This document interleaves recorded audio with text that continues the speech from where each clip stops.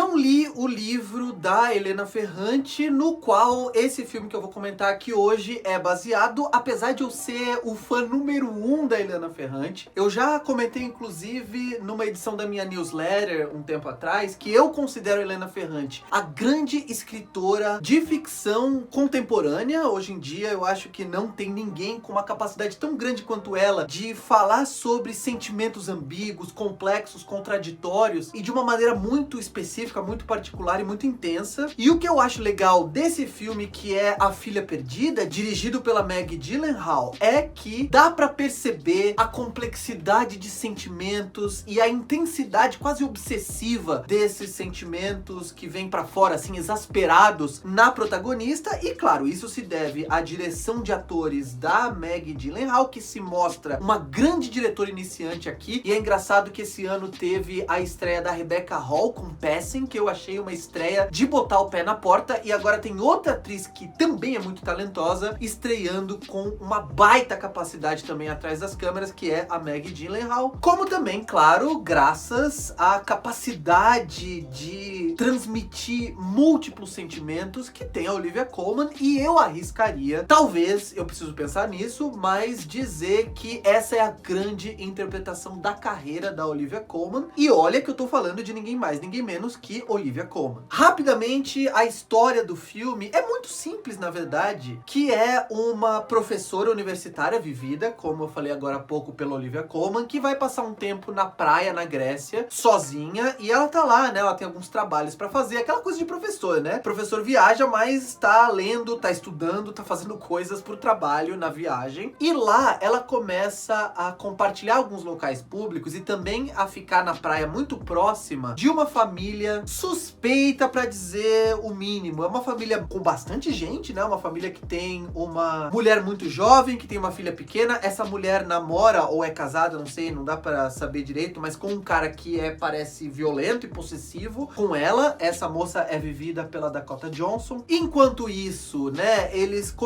acontecem algumas coisas que começam a fazer com que essa família se aproxime um pouco dela, mas ela se sente um pouco ameaçada, né? Tem alguns homens bem ameaçadores. Tem a irmã dessa moça, a mãe da menininha, que também ela tem um jeito assim, né, confrontador, que deixa ela um pouco desconfortável. E o que a gente percebe é que a relação dessa moça com a filha traz alguns gatilhos, né, dispara alguns alertas no sistema emocional e psicológico da protagonista, que faz com que algumas memórias venham à tona e ela fica um pouco desconfortável também com essa relação das duas. E quando a menininha pede uma boneca, ela demonstra um comportamento um pouco obsessivo. Ela vai lá e ela consegue primeiro achar a menina que se perdeu, mas quando ela acha a boneca da menina, ela leva a boneca com ela e a gente não entende por que exatamente. A gente sabe que tem alguma coisa a ver com a relação dela com as próprias filhas dela. A gente sabe que ela tem duas, mas ela tem duas mesmo? Alguma delas morreu? A gente não sabe. Tem algum problema, algum trauma na relação dela com as filhas. E é claro que o fato de ela estar guardando aquela boneca pode representar uma ameaça diante daquela família que pode ter talvez envolvimento com tráfico. A gente não sabe direito, com gangues. E ao mesmo tempo, a protagonista também começa a ter uma amizade que pode virar algo mais com um senhor mais idoso, mais velho que ela, lá da região, que é vivido pelo Ed Harris. E antes de eu falar das qualidades do filme, eu preciso falar que Ed Harris, Dakota Johnson, Peter Sarsgaard, que faz um professor que se relacionou num caso extraconjugal com a protagonista quando ela era mais nova, e a Jessie Buckley, todos esses atores interpretam seus personagens com uma interpretação que tá entre as maiores da carreira de todos, e em alguns casos é difícil, porque o padrão é muito alto, como o caso do Ed Harris e como o caso da Jessie Buckley, que vive uma versão mais jovem da Olivia Colman, que eu não sei como nunca ninguém teve essa ideia. Ela é a atriz perfeita pra viver uma versão mais jovem da Olivia Colman, e o que é admirável, é claro, né, quem conhece a Jessie Buckley por Chernobyl, por exemplo, ou Estou Pensando em Acabar com Tudo, sabe que ela é uma atriz magnífica. Mas o que é mais impressionante da interpretação dela e da complexidade da personagem que ela compõe, a partir do livro da Helena Ferrante e do roteiro da própria Maggie Gyllenhaal, é que ela não deixa nem um pouco a desejar. A atuação magistral da Olivia Colman, que é uma daquelas atuações que vocês sabem que são raras, em que tem uma interação que ela tá tendo com outro personagem e o